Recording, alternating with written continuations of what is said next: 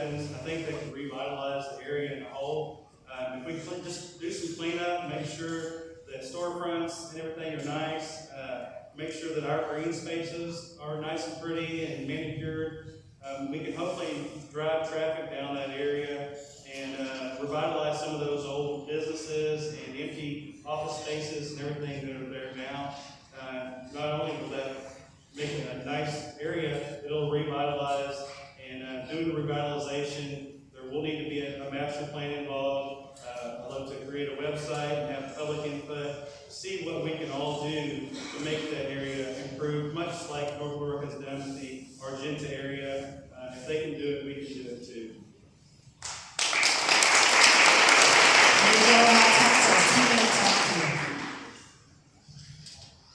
Just because it's owned by RDOT doesn't mean we can't do anything. It means you have to form a relationship. It means you have to ask. It means we might need to buy some right of way.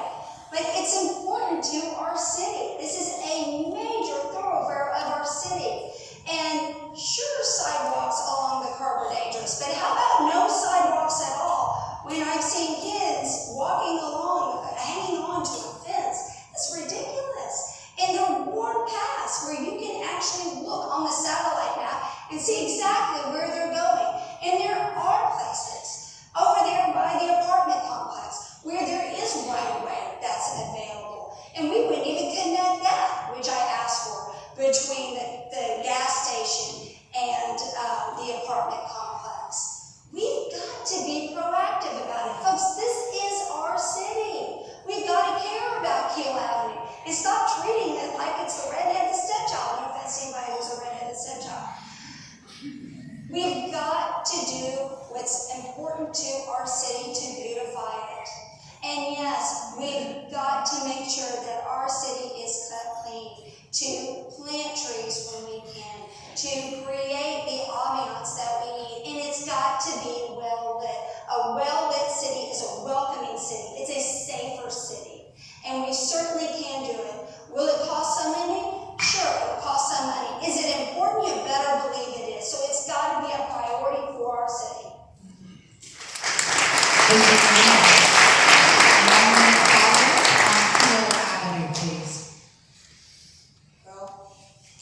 I will say this, as I have said earlier, we have to have a balanced approach. We have to decide do we want more sidewalks, bike paths, or we want to improve Keel Avenue, or the areas that we want to place our money.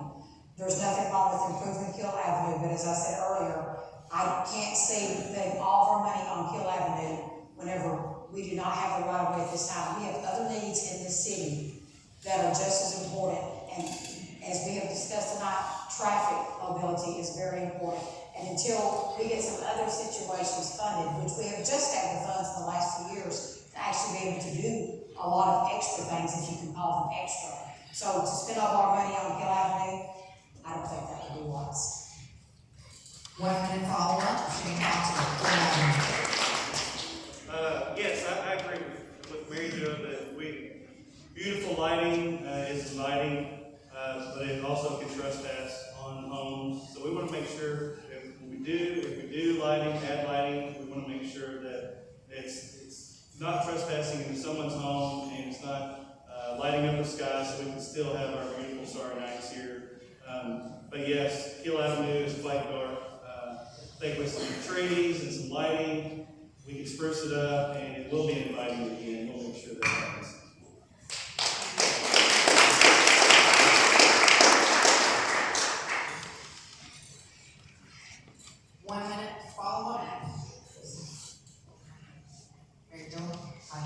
Sorry. So, of course, it's important to put the proper kind of lighting in. I completely agree with that. But there's plenty of things that are indeed available. I'm a mom. I believe in multitasking, as I think most of the moms in here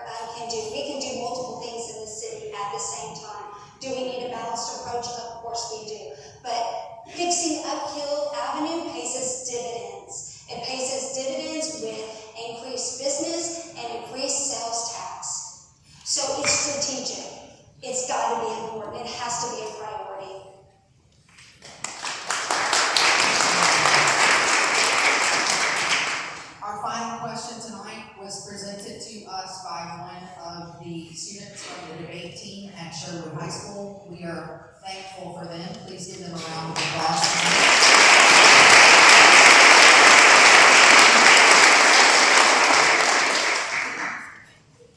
This question impacts their lives. We will begin with Shane Foster on the question from our student.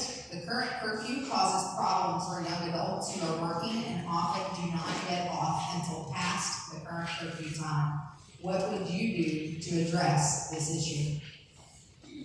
First of all, I'm a true believer in curfews. It kept me off the streets. It keeps my daughter off the streets.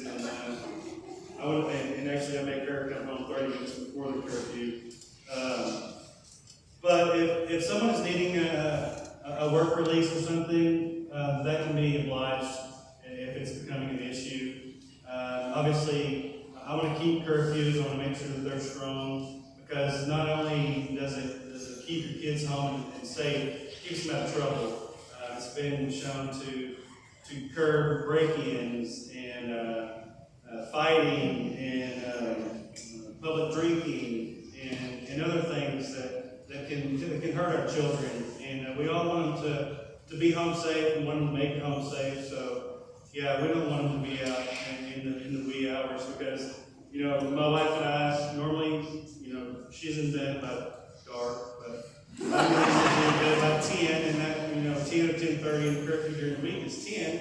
And even on weekends, if the curfew is midnight and I go to bed, before then, and my daughter knows that I'm asleep, or if anybody's children know that they're asleep, they're gonna think, oh, it's free. We can go to my house. We can go get a couple of beers, or my dad's got a firearm that we can go get. If there's not curfews to curb this type of activity, then what are your kids out doing when you're asleep? We all need to make sure that we're involved, and yes, I do believe curfews should be here to stay. Your position and general counsel on current curfew. So I grew up with parents who instilled in me nothing good happens after midnight. So that was always that curfew. And of course, that was for weekends, and the school nights were 10 o'clock. And that's the same way that I raised my boys. But I understand also that we need to be accommodating to these students who have jobs that are keeping them out past that time. So you think movie theater, for example. It's not a risky job. It's a common job for a teenager. And yet, movie theaters close late, and I could see how that could cause a problem. So to me, it's about communication, and it's about working together. I think that we could easily come up with a program where you've got a permit, a letter, something that's issued that you keep in your glove compartment along the same realm as insurance papers. So if you do indeed get pulled over, then you just show that, and there you go.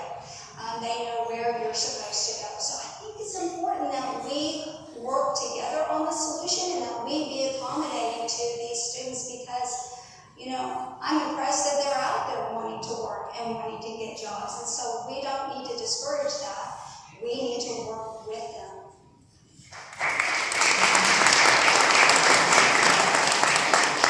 Virginia Young, 2 minutes on curfew. There's been some very good reasons already noted tonight why we need to continue with our curfew. And our curfew currently is 12 p.m. to 6 a.m. on summer months and weekends, 10 p.m. 5 a.m. on school nights. The purpose of the curfew is for the safety of our youth. It was never intended to harm them, and I do not believe that it does. If you go back and review our ordinance has provisions already in it for students who are working and those who are attending school events. To my knowledge, I spoke with our police chief. We had a conversation about this recently about our curfews. We do not arrest someone typically if they're violating curfew. Now, someone is out doing some things that's unlawful and they need to have their parents called, our police officers will do that. But we are not going to jerk you up, place you in the car, take you in because you're out past the time. It's for our students' safety. But our officers have a great reputation. They work well with our youth, and I don't think that our youth would tell you that they felt harassed by our police, our police department, because I believe that they're out in their best interest. And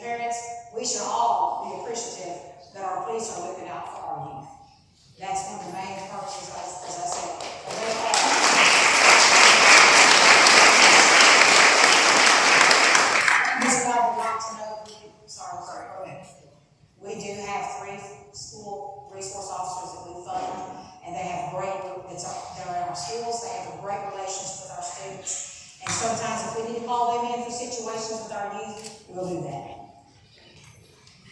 My apologies for interruption. Mr. Foster, your final thoughts on curfew? Any follow-up? Yes, we need it. Get your tails home at a decent time unless you're working late, and then make sure you've got a sheet of paper that shows where you're supposed to be, because I don't want to see any of you in the back of a police car, or God forbid, in the back of an ambulance. Mary Jo Hopkins, any follow-up? I do think it's important that we have some type of documentation, because for a lot of kids, just getting pulled over for the first time is scary and it's traumatic. And so I think and it's not that our police are doing anything wrong, and I'm not saying that, and I think they do a wonderful job policing in our city. But I think if we can take steps to try to minimize that, to make it easier on everybody concerned, certainly that's what we need to be doing.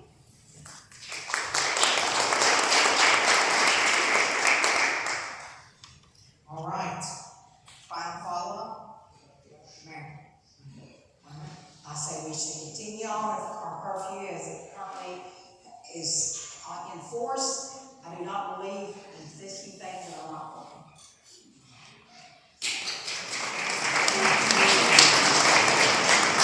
Ladies and gentlemen, that is our debate this evening. Let's give a round of applause.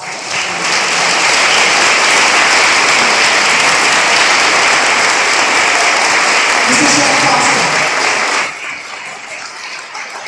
Mayor Jo Hopkins. And Virginia Young. So a huge thank you to Will Hopkins and to Mo People and to the Sherwood Debate team tonight.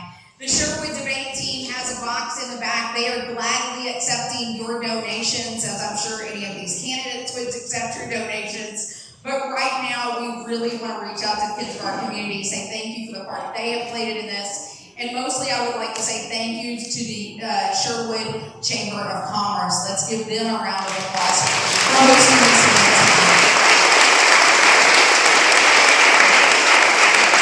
I am Dr. Truett House-Meadows, and it's been an honor to be with you all tonight. Thank you for your passion for our city. I look forward to great things. We would like to give you an opportunity to meet and greet with the candidates. There'll be a reception out the back door to your left in the venue. There's going to be food and beverages there for you, and you'll have an opportunity to reach out and speak to each of these candidates. Thank you so much for your time tonight.